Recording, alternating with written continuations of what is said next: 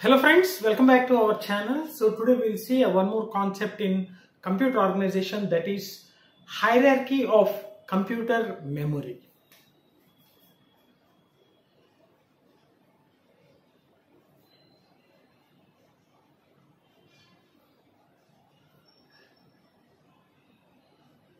So we know that a memory is a storage, right? So whatever we want to store or save, so we are going to use the memory.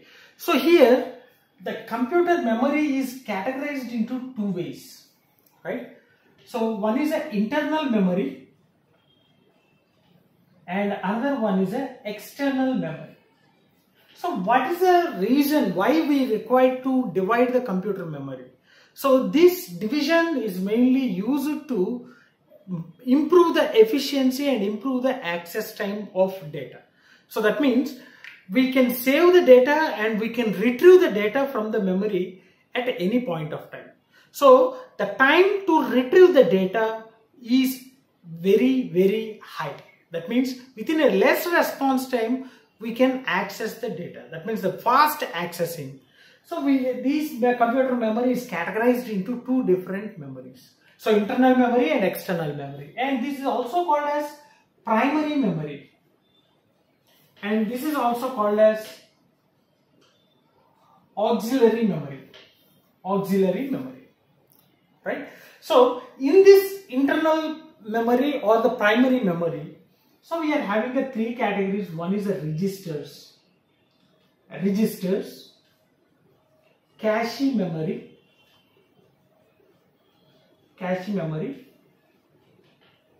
and main memory. So coming to this external or auxiliary or a secondary memory, so there are again three categories. One is magnetic disk, optical disk,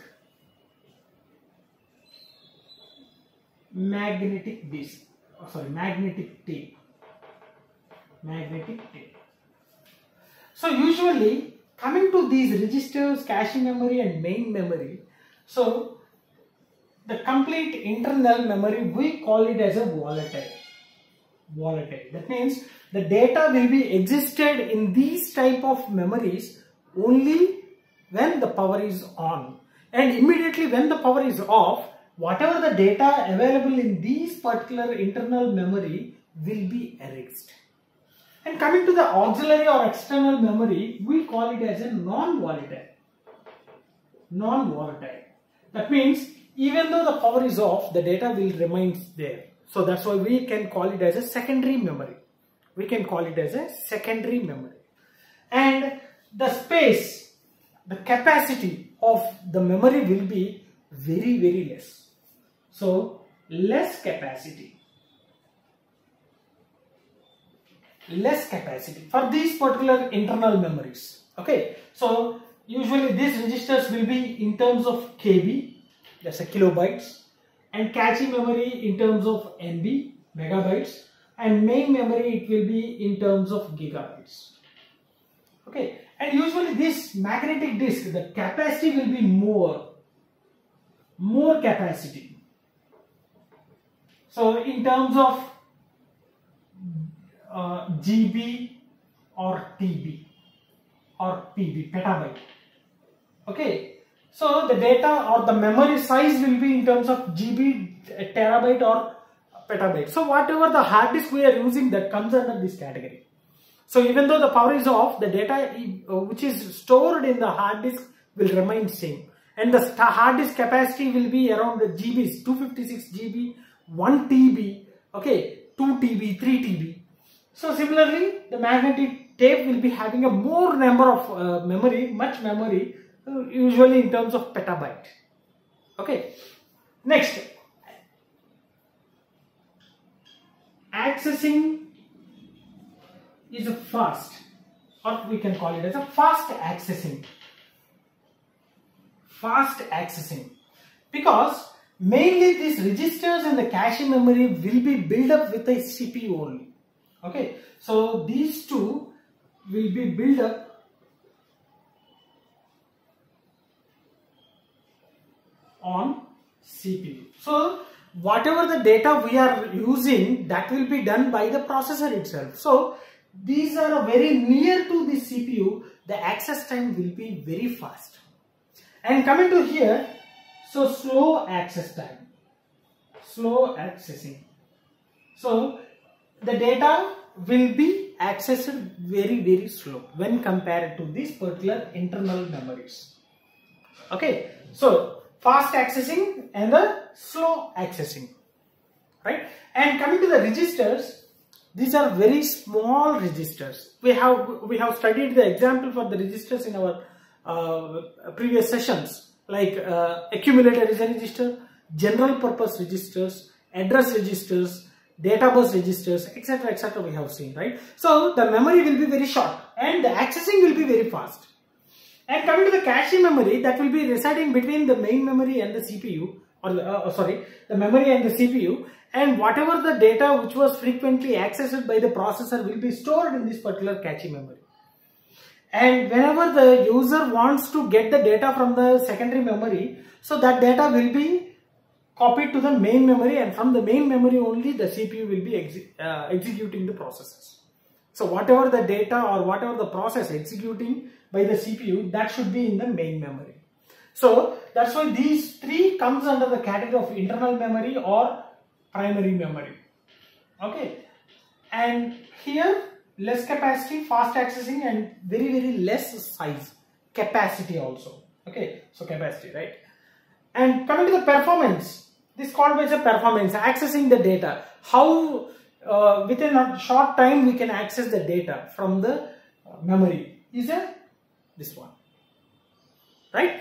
So hope you understood. This is the hierarchy of computer memory, and this memory is divided into different hierarchy just because of improving the accessing time or efficiency, data efficiency, right? So as we are telling here, this is the hierarchy. So I will simply draw the hierarchy so that you can draw the same diagram in your examination, so that you can score a good marks, right?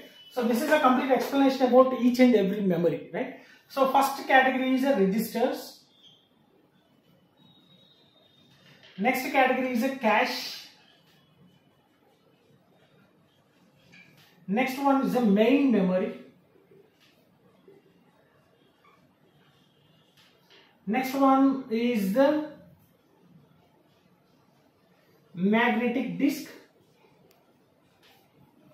optical disk, magnetic tape. Magnetic tape. So you can simply draw like this.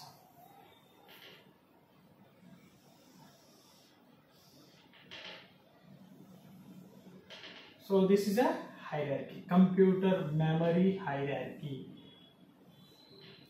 right? So coming to this pyramid, this is a capacity. So more capacity, when coming to down, the capacity will be increased.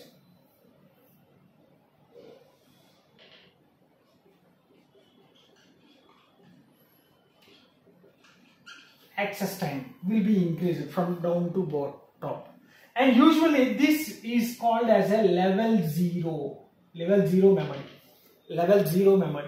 and this is level 1, and this is level 2, and this is level 3, and this is level 4, and this will also be called as a level 4 memory. Usually these are also known as the levels of memories, right? And what we have discussed just, so these three comes under internal, and these three comes under external memory, right? And the size will be in terms of KB, and in terms of MB, in terms of GB, in terms of GB or a TB, in terms of GB or a TB, in terms of GB or petabytes. Simply you can write it as a petabyte, right? So this is a capacity or a size. So just now we have discussed it. Just I am representing everything in a single diagram. Okay. So hope you understood this computer memory hierarchy. So let's stop here, and if you really enjoyed my session, like my session, share my session with your friends, and don't forget to subscribe to our channel. Thanks for watching. Thank you very much.